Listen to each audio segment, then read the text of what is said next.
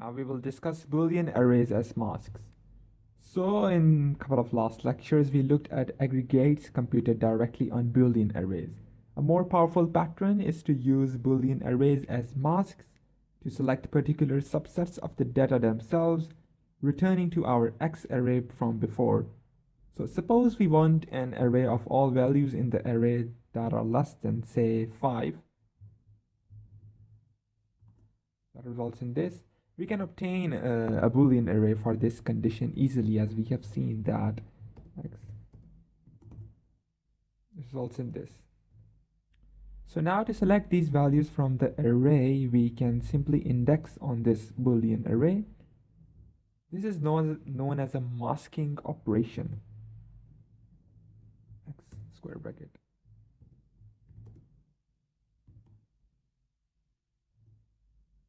This results in 0, 3, 3, 3, 2, 4. So what is returned is a one-dimensional array filled with all the values that meet this condition. In other words, all the values in position at which the mask array is true. We are then free to operate on these values as we wish. For example, we can compute some relevant statistics on our Seattle rain data we discussed before. Okay, so construct a mask of all rainy days. Rainy inches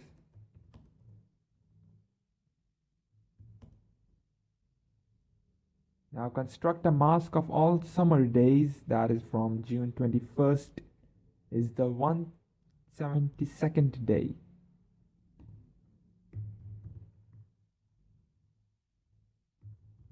Summer equals to np dot in range 365 minus 172 less than 90.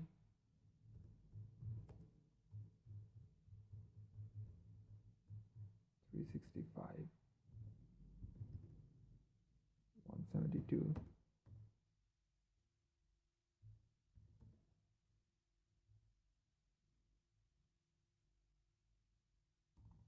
Now print median precipitate on rainy days in 2014.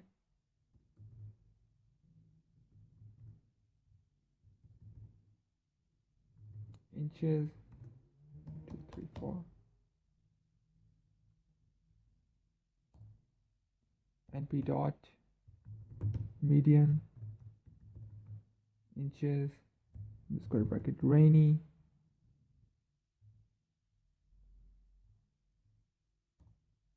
now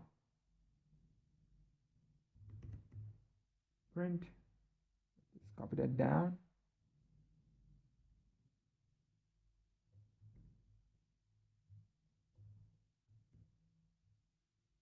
On summer days, the rest will stay the same except this np dot median. Now we'll write maximum on summer days. np dot max, we'll put max here and we'll put summer here. Now let's start here again. Median precipitate on non-summer. Now here we will change bit to medium inches.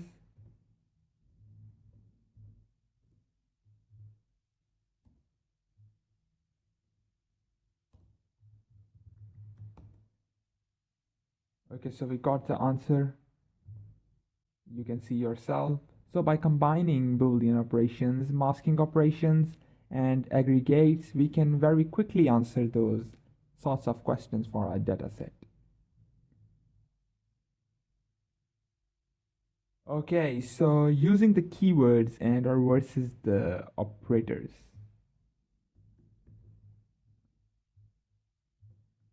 This is off-topic information. So one common point of confusion is the difference between the keywords and or on one hand and the operators. This you can say that the and sign and this line what we used to say on the other hand. So when would you use one versus the other? The difference is this and and or gauge the truth or falsehood of entire object, while and this line refers to bits within each object. When you use and or it's equivalent to asking Python to treat the object as a single Boolean entity. In Python, all non-zero integers will evaluate as true. Thus, bool 42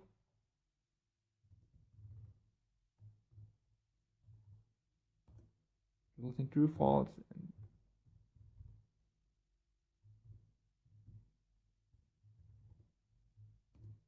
that results in false.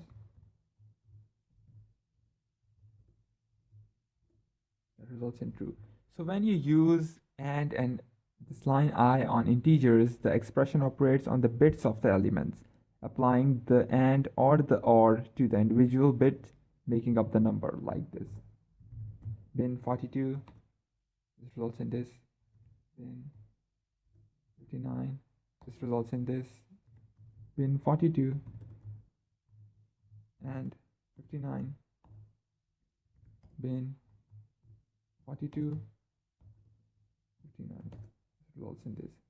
So notice that the corresponding bits of the binary representation are compared in order to yield the result.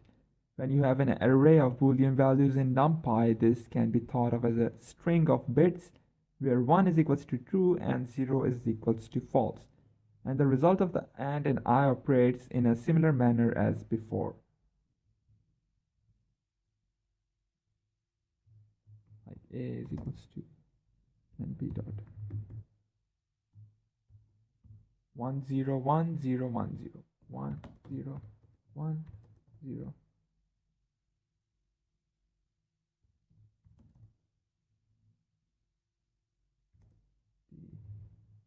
D type.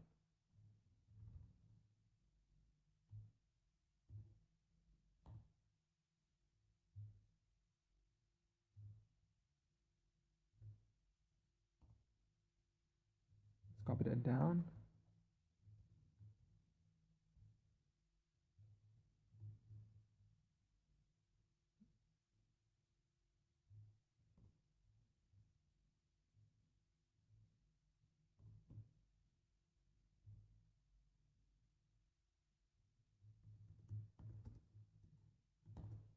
This results in this true, true, true, false, false, true, false, true, true. Sorry. So now let's move on to the next lecture.